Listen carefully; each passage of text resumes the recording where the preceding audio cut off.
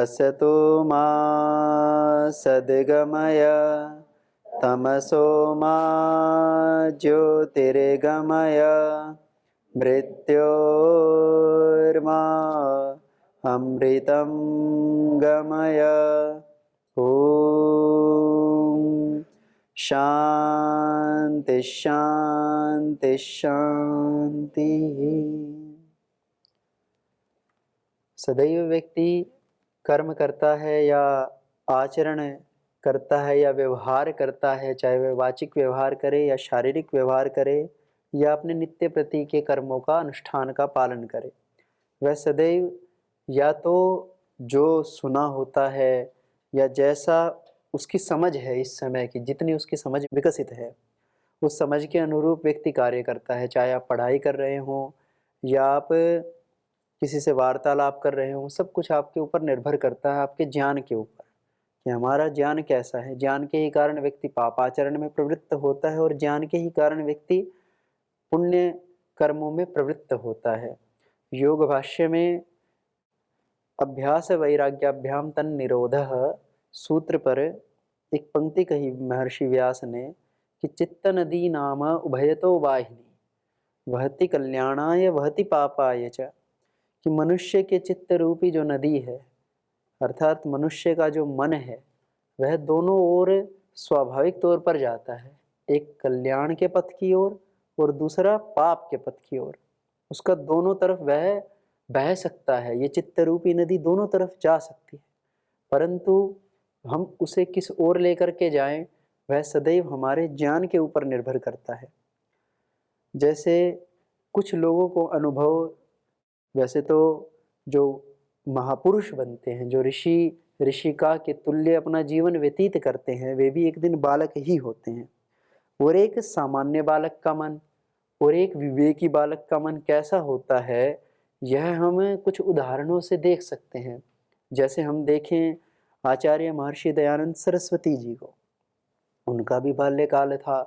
बाल्यकाल में उन्होंने अपने समय का प्रयोग केवल विद्या अध्ययन के लिए किया, एक क्षण भी। हालांकि वे सत्यार्थ प्रकाश में स्वयं लिखते भी हैं कि बालकों के लिए व्यर्थ का रोना, व्यर्थ का जो है वस्तुओं की मांग या व्यर्थ का उनका प्रलाप, वह उनकी विद्या के लिए उचित नहीं है, ठीक नहीं है। दूसरी ओर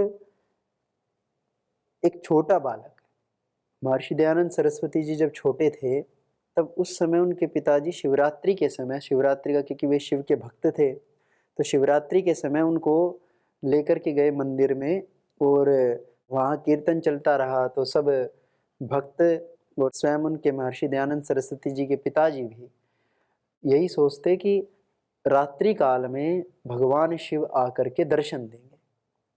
तो इस छोटी सी धारणा उनके मन में कहीं घर कर गई, एक छोटा सा विचार कि रात्रि में भगवान शिव आकर के साक्षात दर्शन देंगे। तो उनके दर्शन की अभिलाषा के कारण से सब तो सो गए, परंतु केवल आचार्य महर्षि दयानंद सरस्वती जी जगे रहे इस आश में कि कहीं ना कहीं भगवान शिव के दर्शन होंगे। तो वे पूरी रात्रि भर जगते रहे, देखते रहे उस मूर्ति को, शिव की मूर्ति को, क्योंकि लोगों ने भोग चढ़ाया था, किसी ने मोदक चढ़ाए थे, किसी ने और कुछ चढ़ाया था, तो सब कुछ देख रहे, सारा तमाशा देख रहे। और फिर देखते देखते वो देखते हैं कि मोदक तो चूहे लेके चले गए और ना तो शिव के रात्रि भर दर्शन हुए, ऊपर से उपवास किया, ऊपर से मूर्ति को देख रहे कि अब मूर्ति ही प्रकट होगी शिव के रूप में, तो ऐसा कुछ उन्हें प्रतीत नहीं हुआ। तो एक बाल मन में, हालांकि वह बालक का ही मन नहीं था, वह एक विवेकी मन था, इसलिए उसमें आभास हुआ कि यदि सच्चे भगवान के दर्शन करने हैं तो मूर्ति में तो है नहीं, मूर्ति तो भगवान है नहीं, मुझे सच्चे शिव के दर्शन करने हैं।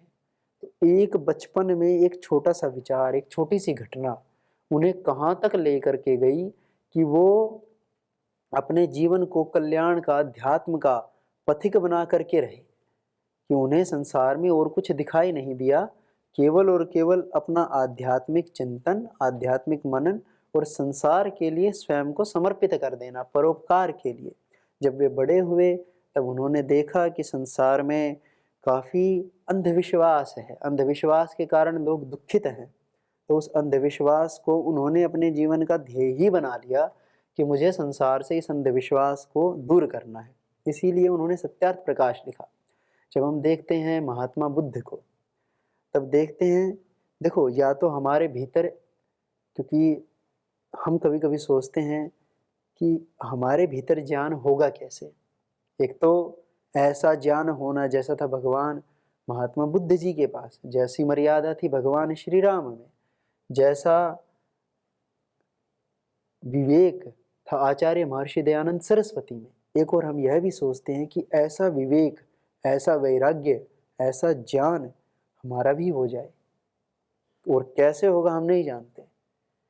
दूसरी ओर जब इन महापुरुषों को हम देखते हैं तो बचपन से उनके भीतर ऐसी प्रेरणा है, अथवा यदि बचपन से प्रेरणा नहीं है तो कालक्रम के अनुसार घटना चक्र को देख करके, जैसे महात्मा बुद्ध जी ने देखा, वे हालांकि युवराज थे और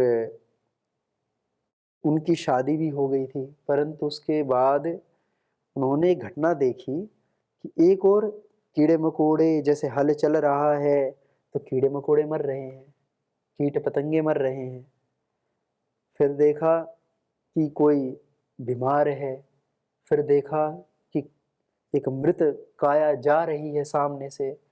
तो वो देख करके, और यह कोई अकस्मात घटित नहीं है, वह उनके भीतर वैसी प्रेरणा, वैसा ज्ञान वे अपने भीतर रखते थे, मन में चिंतन चलता रहता था। तो जब घटना सम्मुख देखी गई, जैसे यदि हम शमशान में बैठे हों तो जैसी स्थिति अभी हमारी है, यदि किसी मृत शरीर को हम देख लें, हमने भी, क्योंकि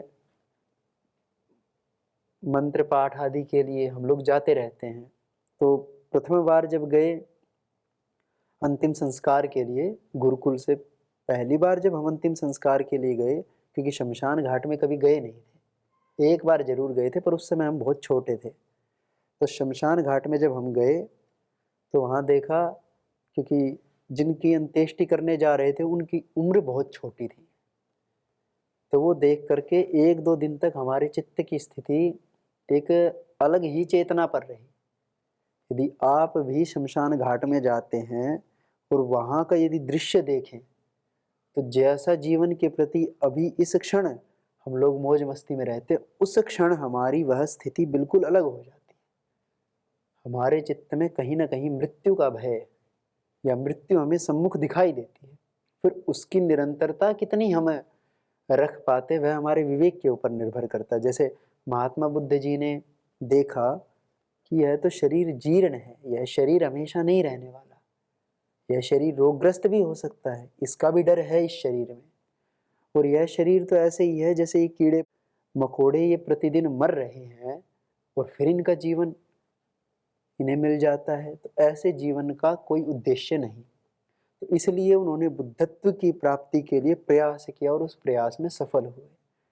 तो एक ऐसे व्यक्ति जिनके भीतर अपने आप अंतः प्रेरणा में ऐसी प्रेरणा हो गई, या किसी घटना विशेष को देख करके ऐसी प्रेरणा हो गई कि हमें इस शरीर के पार का जो सत्य है उसको जानना है, उससे विदित होना। और जिस व्यक्ति के भीतर इतना विवेक है, जो इस शरीर से परे की अपेक्षा रखता है, पर ज्ञान की अपेक्षा रखता है, तो ऐसा व्यक्ति भूल करके भी पाप कर्म में प्रवृत्त हो ही नहीं सकता। और दूसरी ओर इसकी ओर ध्यान न दे करके हर क्षण व्यक्ति कितनी भूलें करता है, कितनी त्रुटियां करता है, अपने कर्म का परित्याग कर देता है, अपने धर्म से विरुद्ध आचरण करता है, यह जाने बिना कि मुझे इसका फल प्राप्त हो सकता है।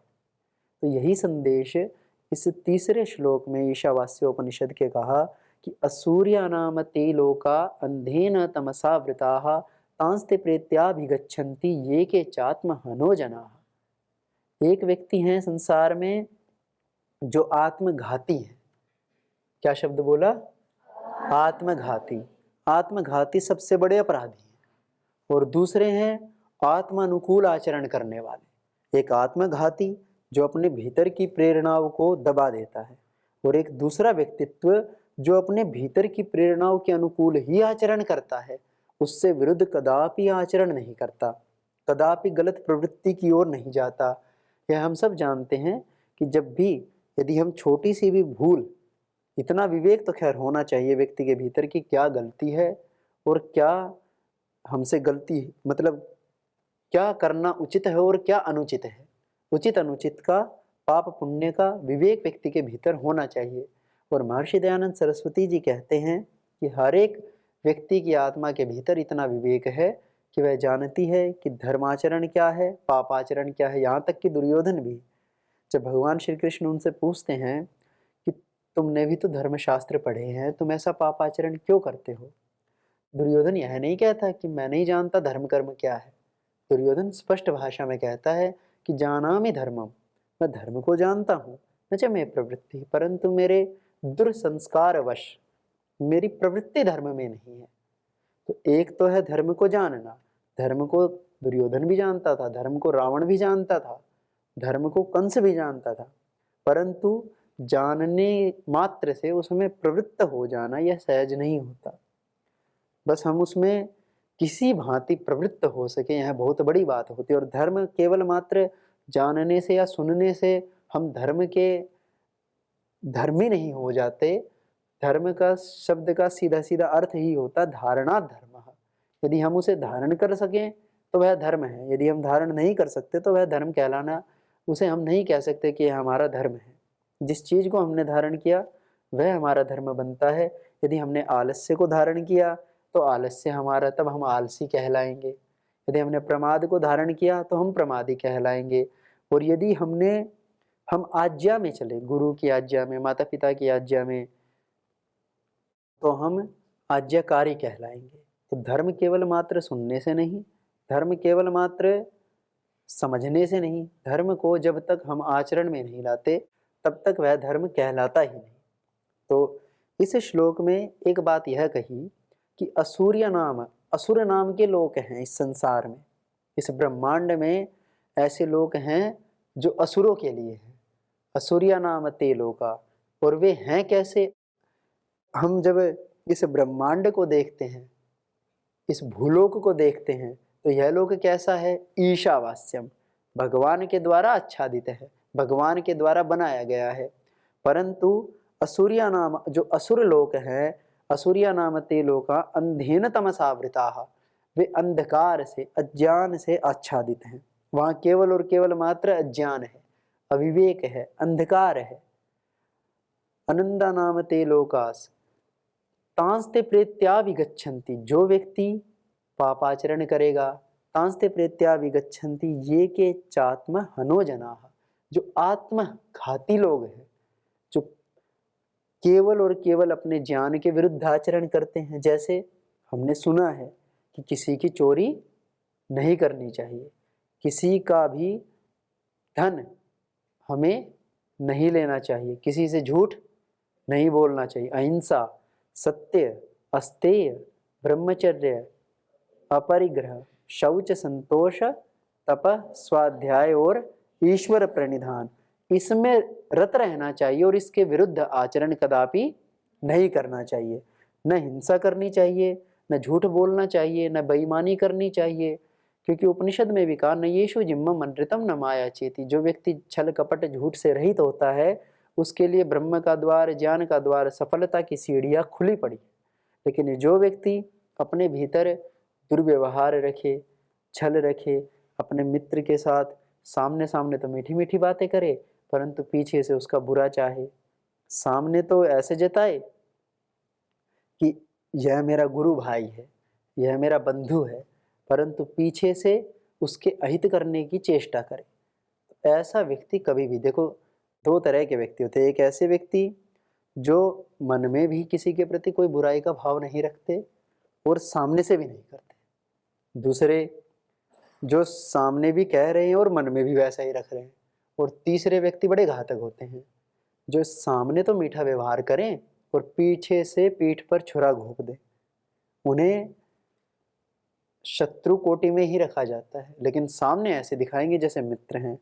तो कभी भी हमारे भीतर छल, कपट, झूठ, चोरी, बेईमानी, ये भाव आने नहीं चाहिए। ये छोटे-छोटे स्तर पर होते हैं। कभी-कभी परस्पर में 2 सहपाठी केवल इस बात से नाराज़ हैं कि उसने उसकी बुराई कर दी, या कभी मान लो हमसे कोई गलती हो गई और उस गलती को हम बताना नहीं चाहते किसी को, लेकिन पता चला पीछे से जाके किसी ने शिक्षक को बता दिया और आपको पता चल जाए कि मेरी शिकायत इसने की है। तब फिर आपके भीतर भी उसके प्रति वैर की भावना आ जाती है और आप ये कह सकते हैं कि जी मेरे भीतर वैर की भावना नहीं आती। अच्छी बात है ना आए, परंतु यदि आप उससे बोल नहीं रहे, यदि आप लंबे समय से उससे बात नहीं करना चाह रहे, तब क्या कारण है? है तो आपका ही सहपाठी, है तो आपका ही बंधु, जैसे आप हैं वैसा ही वह है। तो कभी-कभी दूसरे से हुई त्रुटि को भी, दूसरे से हुई भूल को, या फिर उसकी वास्तव में सच्चाई हो, यदि हमारा अहित हो रहा है तो फिर हम उस व्यक्ति से वार्ता नहीं करना चाहते। उस व्यक्ति की अच्छाई होते हम नहीं देखना चाहते। तो कभी-कभी इन बातों पर भी हमें ध्यान देना चाहिए, क्योंकि देखो बचपन में जिन बातों के बीज हृदय में पड़ जाते हैं, फिर वही बीज वृक्ष बन करके लहराते हैं। जैसे छोटा सा बीज भूमि में जाता है, नीम की निम्बोली डालोगे आप, नीम के बीज को निम्बोली बोल देते हैं। यदि उसको आप डालोगे ज़मीन में, जो उगेगा, जो वृक्ष बनेगा वो नीम ही होगा, वहाँ आम के फल लगने वाले हैं नहीं। तो अपने हृदय में छोटी अवस्था में, छोटी आयु में दुर्योधन कोई बड़ा होकर के बुरा नहीं बना था कि पहले वह बड़ा हुआ, फिर उसे दिखाई दिया कि ये राज सत्ता है, इस सत्ता को मुझे हथियाना है और पांडवों के प्रति मुझे द्वेष रखना है। ये बड़ा होने के बाद की कहानी नहीं है। जब दुर्योधन छोटा था तो शकुनी ने छोटे में ही बुरे बीज भर दिए। तो बचपन से ही उसके मन में पांडवों के प्रति बड़ा द्वेष था। वो एक क्षण के लिए भी उनको देखना नहीं चाहता था। एक द्रोह की भावना पैदा हो गई थी, लेकिन बड़े होने के बाद नहीं।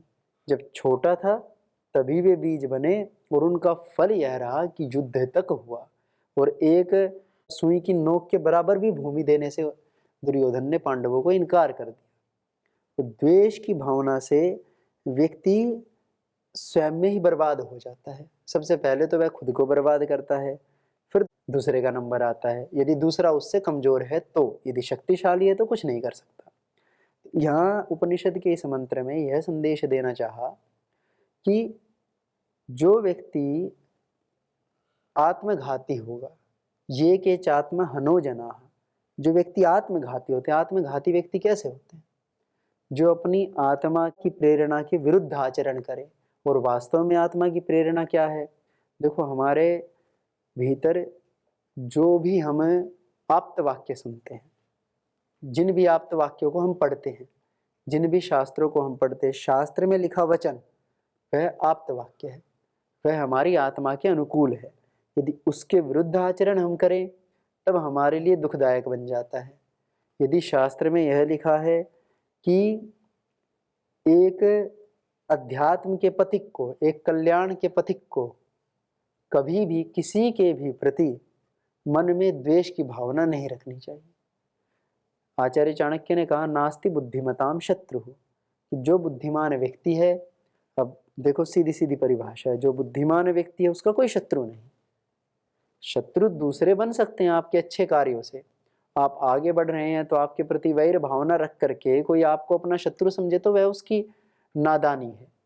परंतु एक बुद्धिमान व्यक्ति को भगवान राम ने रावण को शत्रु नहीं माना था, भगवान श्री कृष्ण ने दुर्योधन को शत्रु नहीं माना। यहाँ तक कि भगवान श्री कृष्ण तो आप सब जानते हैं कि युद्ध से पूर्व किसका प्रस्ताव लेकर के गए थे? शांति का। और शांति का प्रस्ताव लेकर के गए थे और यह भी कहा था कि यदि युद्ध होगी तो दोनों पक्षों की बहुत बड़ी हानि होगी। तो उस हानि से बचने के लिए देखो एक तरफ पूरा भारतवर्ष के सम्राट युधिष्ठिर, और जब च्युत हुए अपने साम्राज्य से तब केवल मांगे 5 गांव, और एक साम्राज्य के सम्मुख 5 गांव कितने होते हैं? एक सुई की नोक के बराबर भी भूमि नहीं होती। यदि सुई को आप मान करके चलें कि पूरे साम्राज्य है तो उसमें एक नोक भर भी नहीं है। परंतु उतनी तक देने से मना कर गया दुर्योधन, और वो भी किसके सम्मुख? भगवान श्री कृष्ण के। और जब शांति दूत बनकर के भगवान श्री कृष्ण गए तो दुर्योधन के भीतर का रोष इतना था कि उन्हें बंधक बनाने के लिए तत्पर हो गया कि इन्हें ही मैं बंधक बना लूंगा। तो इतना अविवेक व्यक्ति के भीतर घर कर जाता है, और ऐसा व्यक्ति, उसके लिए उपनिषद कह रहा है कि ऐसा व्यक्ति कभी भी अच्छे लोगों को प्राप्त नहीं हो सकता। यानी उसका जो पुनर्जन्म होगा, यहाँ वास्तव में पुनर्जन्म की बात की गई है कि जो व्यक्ति बुरे कर्म करता है वह नरक का भागी होता है। और वास्तव में अब देखो, नरक या तो आप यूं समझिए कि इस जन्म के बाद, देखो दो ही संभावनाएं हैं, या तो इस जन्म के बाद, और ज्यादा संभावना इसकी है कि इस जन्म में प्रेत्य, इस, क्योंकि यहाँ पर कहा उपनिषद के श्लोक में असुरिया नाम ते लोकांधेन तमसावृता तांस्ते प्रेत्य, कि इस शरीर का परित्याग करके प्रेत हो करके। वैसे प्रेत शब्द का अर्थ क्या समझते हो आप? भूत। भूत प्रेत दो शब्द बोल देते हैं ना एक साथ, क्या बोल देते हैं? भूत प्रेत। देखो आप थोड़ा तो व्याकरण अभी प्रारंभ हो चुका है आप लोगों का, तो भूतः शब्द का अर्थ होता है जो उत्पन्न हो चुका हो। भूतः शब्द का अर्थ क्या है? जो उत्पन्न हो चुका हो। और प्रेतः शब्द का भी अर्थ क्या है? जो जा चुका है। प्रेतः शब्द का अर्थ क्या है? जो जा चुका। तो लोक व्यवहार में थोड़ा सा भूत प्रेत ऐसा बोल देते हैं, तो भूत प्रेत का मतलब वो मत समझिए आप, और वो भी समझ लें तो भी। अब यदि व्यक्ति बुरे कर्म करेगा तो देखो उसके मन के भीतर, आप थोड़ा सा व्यवहार में देखिए, जब आपका किसी से झगड़ा हो जाता है, आज ही किसी के साथ आपकी थोड़ी कहासुनी हो गई, तो पूरा दिन खराब जाता है कि नहीं जाता? पूरे दिन मन में क्या चलता है? यदि आपने उसको ज्यादा बोल दिया तो पश्चाताप चलता है, और यदि किसी दूसरे ने आपको ज्यादा बोल दिया तो मन में सिर्फ एक ही भावना चलती है, मैं उसको, उसने मुझे ऐसे कैसे बोल दिया। इस चीज से बाहर निकलने में आपको काफी दिन लग जाते हैं। यदि किसी से कहासुनी हो जाए, थोड़ा सा मनमुटाव हो जाए, तो उसी से बाहर निकलने में आपको महीने भी लग जाते हैं, और मन के भीतर वही चीज घूमती रहती है। उससे बाहर जा पाना व्यक्ति के लिए बड़ा भारी होता है। तो अभी तो आप बहुत छोटे हैं, और यदि ऐसी भावना, यानी अपमान कर दे आपका कोई व्यक्ति, अभी तो थोड़े स्तर पर अपमान हुआ कि आपका किसी ने मजाक उड़ा दिया या आपको किसी ने कुछ कह दिया, वही बात बुरी लग गई है, तो बहुत छोटे स्तर पर अपमान हुआ। जब दुर्योधन का अपमान हुआ तो पूरा महाभारत का खेल रचा गया। दुर्योधन का अपमान ही तो किया था किसने? द्रौपदी ने। बोल दिया था कि अंधे का पुत्र अंधा। उसका परिणाम यह रहा कि दुर्योधन के भीतर इतना रोष था कि उसने बस युद्ध के अलावा और कुछ देखा ही नहीं, उसने तबाही नहीं देखी। उसे कोई फर्क नहीं पड़ रहा था कि उसके खुद के ही भाई मरे जा रहे हैं, सच में उसे फर्क नहीं पड़ रहा था, क्योंकि उसके भीतर वो अपमान की अग्नि धधक रही थी। तो ऐसे ही यदि छोटी उम्र में थोड़ा सा किया हुआ अपमान, यदि हमें बुरा लगता है अपना अपमान, तो बड़े होते होते हम कभी भी उस चीज को सहन नहीं कर सकते। यही उम्र है जिस उम्र में हम इन सब चीजों के पार जा सकते हैं, सीख सकते हैं कि यदि कोई अपमान करे तो बुरा लगता है, माना, परंतु उसके पार कैसे जाए। यदि कोई देखो सच्चे अर्थों में अपमान करे तो जो गलती करी उसका सुधार करना चाहिए, और यदि कोई, ठीक है हमने कोई गलती नहीं की थी फिर भी उसने मजाक उड़ा दिया, उसने जो है अपमान कर दिया, तब कैसे पार निकलोगे? तब कैसे समझदारी दिखाओगे?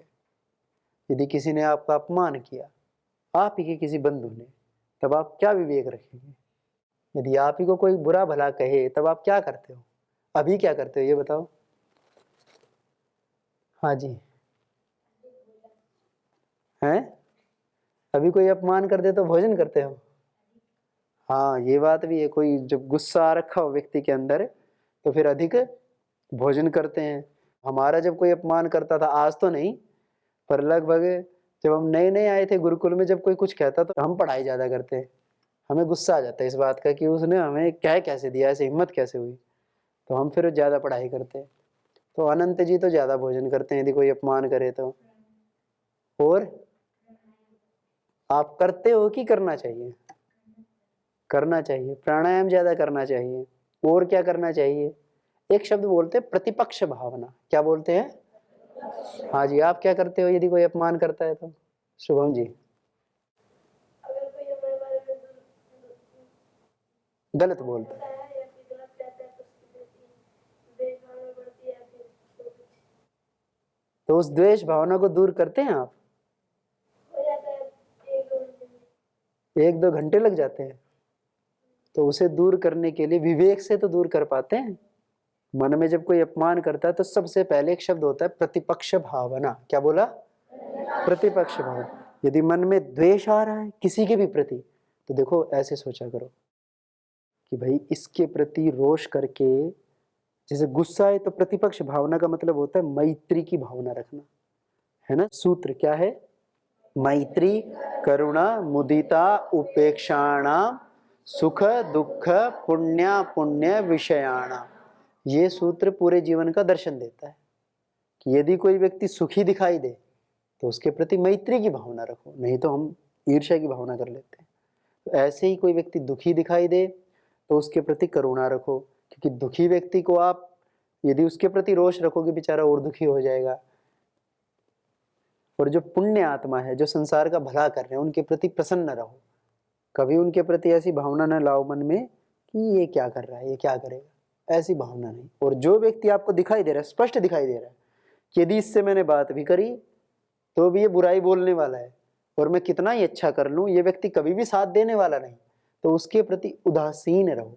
उदासीन का मतलब ना उसके बारे में बोलना, ना उसकी चर्चा करना, बस उसके प्रति एक उदासीनता का भाव मन में रहे कि अब वो राम भरोसे जैसा करना चाहे अपना करे, पर हमारा पीछा छोड़े। क्योंकि ऐसे व्यक्ति के साथ जितना हम वार्तालाप करेंगे उतना हमारे लिए नुकसानदायक ही रहेगा, कभी भी हमारे लिए लाभदायक नहीं रहेगा।